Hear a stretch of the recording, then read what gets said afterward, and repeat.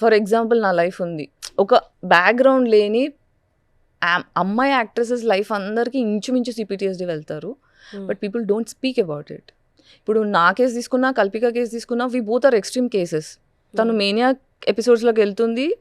తన ఎపిసోడ్ మొత్తము first reveal అయినప్పుడు ఎందుకు ఇలా ఫేమ్ కోసం చేస్తున్నాను, but actual it's not fame కాదు, ఇప్పుడు యాక్ట్రెస్ దాటేసింది తను అది. అండ్ వాళ్ళ ఇంట్లో వాళ్ళ నుండి ఏం హెల్ప్ రాలేదా? వాళ్ళ నాన్న వచ్చి బయటకు వచ్చి కేసు ఫైల్ చేశారు.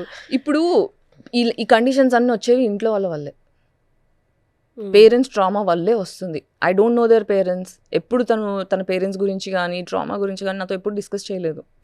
తను ఎప్పుడు నాతో మాట్లాడినా your inspiration, your wonderful, your amazing, these are the only conversations that we have. Or సినిమాల గురించి అట్లా మాట్లాడతాం, కానీ తన చైల్డ్హుడ్ కానీ తన ట్రామాస్ కానీ తన పాస్ట్ గురించి కానీ వీ నెవర్ స్పోక్. ఎక్కడ ఉంటుంది ఇప్పుడు? I'm not in touch with her much. అంటే సినిమా తర్వాత అప్పుడో ఇప్పుడో ఏదైనా ఈవెంట్స్లో కలవడం తప్పితే హ్యాంగ్ అవుట్లు అనేది బేసిక్గా ఐఎమ్ ఇంట్రోవర్ట్. బయటికి ఎక్స్ట్రోవర్ట్ లా కనిపించే ఇంట్రోవర్ట్ని నేను. సో ఎక్కువ ఎవరిని కలవను నేను. నా దగ్గరికి వస్తేనే ఎవరన్నా నాకు ఫ్రెండ్స్ ఉంటారు, కానీ నేను ఒకరి దగ్గరికి వెళ్ళను. సో అట్లాంటి మనిషిని. సో ఇప్పుడు కల్పికకైనా నాదైనా ఏంటంటే we went through a lot. So తనకి నాకు బార్డర్ లైన్ పర్సనాలిటీ డిసార్డర్ ఉంది, తనకి బైపోలార్ ఉంది.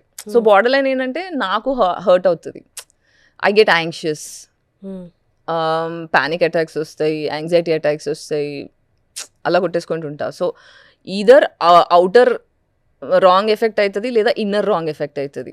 These are the results of CPTSD.